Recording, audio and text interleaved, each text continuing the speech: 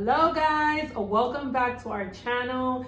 First of all, we want to thank you guys for all the messages on our home tour video. If you have not checked it out, please, we're going to link it down below for you to check it out. So this video is going to be about our first trimester. All right guys, we're going to jump straight into it. So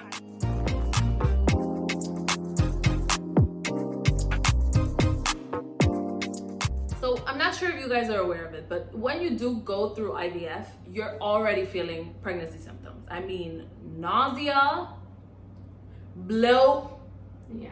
You jump from those symptoms to pregnancy symptoms. Yeah. Things started getting really intense and pretty bad at week 5 of pregnancy. It was so bad. I mean, again, I don't want to say so bad just because I know there's other women that go through it worse. People throw up. I know people go to the emergency room, can't keep food down.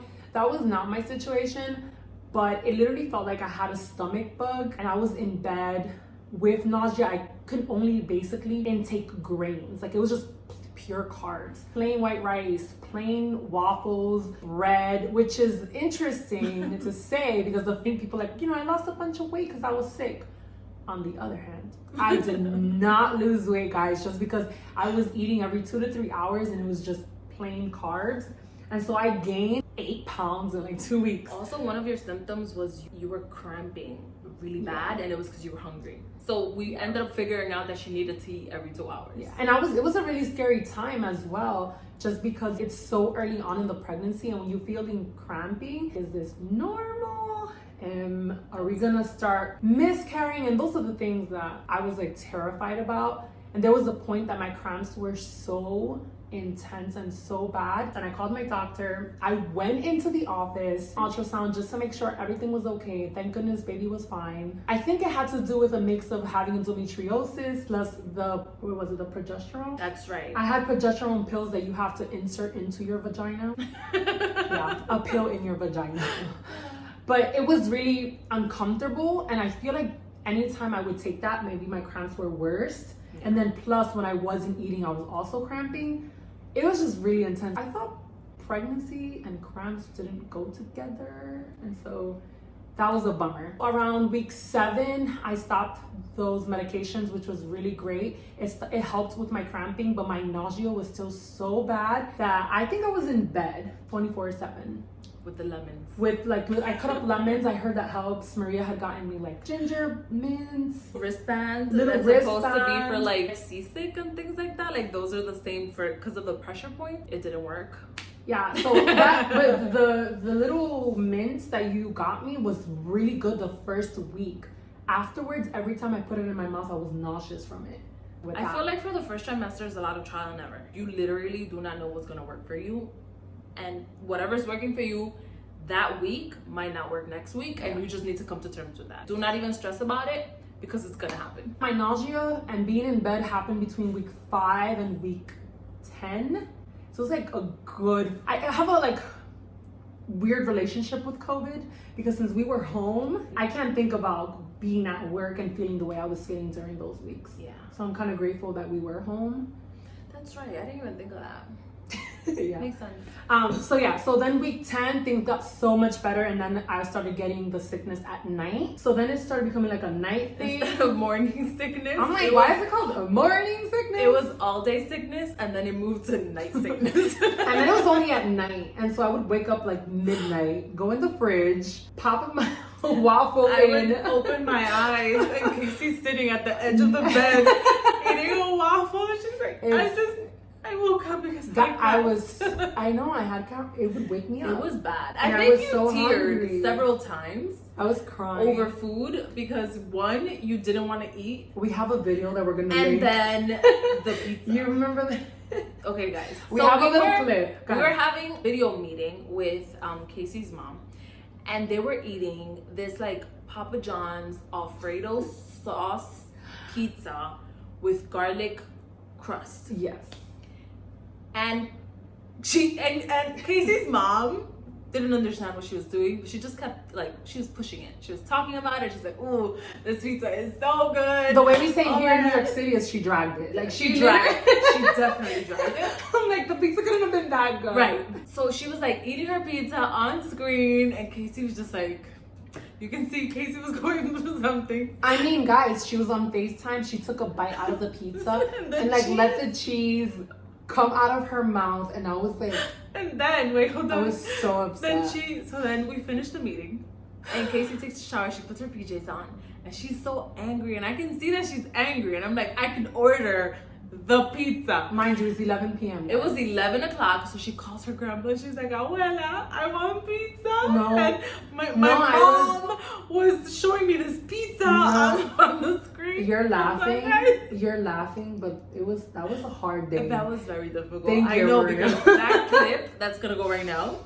You guys are gonna hear the clip. Wait, why are you crying, baby? Babe, please stop. Why are you crying? Talk about it. Why? No, you're so funny. What was your mom eating on camera? What was she eating on camera? You're so annoying. No, I'm not. Tell me. It's pretty funny.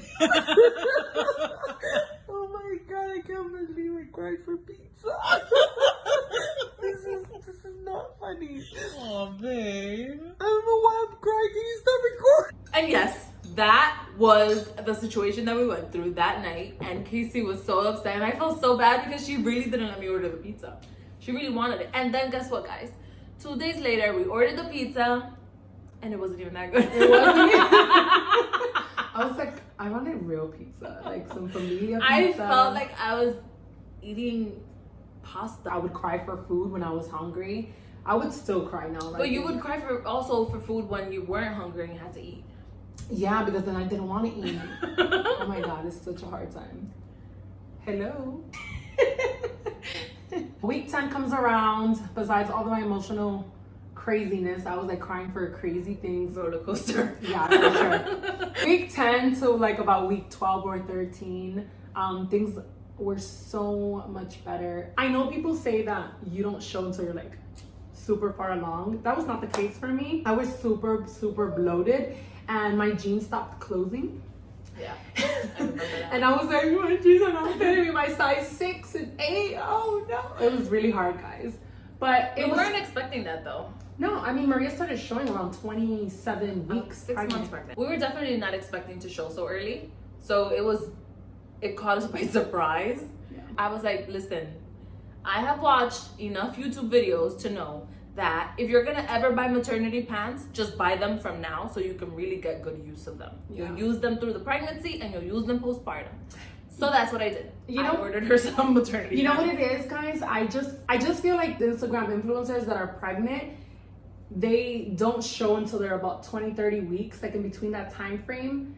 And so for me to have been going through this so early on in my pregnancy, guys, let me say something. Don't compare yourself to anybody. Don't say, oh, but I shouldn't. No, everybody's body is so different. Every pregnancy is so different. Every baby is so different. Maria can carry again, and that is probably going to be a totally different pregnancy. Right. Again, don't compare yourself. You are beautiful no matter what. Your baby bump, no matter how it looks, beautiful. I feel like I have to say that just because be happy, you're growing a human. And That's so true. Expectations in general, I feel like in life, as a lesson, guys, expectations really allow you to just like, yeah. you consistently feel like you're failing at something. After going through all of those things, it was even crazier because we decided to move. And this child over here could not do anything. Moves, everything, she had to move all by herself. She put the air conditioners in the home by herself. And it was really difficult to see her bruising up her arms, lifting 100-pound air conditioners all on her own. But again, we just don't want to risk anything, and we wanted to be safe. I think it was super cute that she felt so bad about it. I was crying. Like, she was literally frustrated at the fact that there was so little that she could do. I could do nothing. And the thing is, I'm not a very handy girl at all. At all. And That's why you married me. That's not my thing at all. Way too much going against me. And we had no air conditioners in the home, and so it was super hot in here. And that's ended up another having story. to work out this whole scenario that was not very comfortable for us, but Yeah. we made it happen, and here we are, and we love our new space, and we're super excited for everything that I just kind of feel coming. Like, yes, COVID is still here. We are gonna get a second wave. Whoever doesn't believe we're getting a second wave, I don't know where your head is at. We're going through a second wave, but we're happy that we're already closer to family. We're already closer to our businesses. We're already closer to civilization. And also, I'm like literally walking distance. So if I need to go to work, we're literally local. So I think that for now, I feel like, you know, it was weird. For a lot of people were like, why are you moving now? Like, this is a crazy time. And for us, it was more like, it was a necessity. It was the best thing for us to do. We found this amazing apartment. We knew it wasn't gonna be on the market forever. It's a large apartment. Our family can really grow into it. And you know, I just feel like it was the moment for us to go through that step. So between pregnancy, first trimester, COVID, the sickness, being sick, all of these things. But you know what, guys? It felt right. And so there's gonna be moments when things seem like they're just not it. But if it feels right for you, go for do what you have to do. All right, guys, if you are pregnant or you're expecting or you have babies, comment below and let me know how your first trimester went, what you remember, what was the worst thing about it, and if you have any tips or tricks of what helped you along the way. So comment below and let us know any tips or anything like that, guys. We'll reply. Thank you so much for watching. If you made it to this point in the video, please comment a little red heart. Thank you so much for following us through this journey. We will be updating you guys along the way. We are excited for everything that is to come. Stay tuned. I will be doing an IKEA haul for you guys. We will be doing a whole home series. If you have not watched our home tour, go watch that. And our fertility journey, all of those videos, I'll link them down below. Thank you guys for watching. Please subscribe.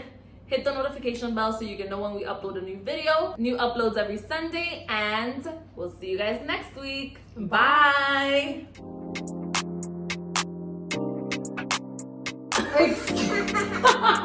Excuse me.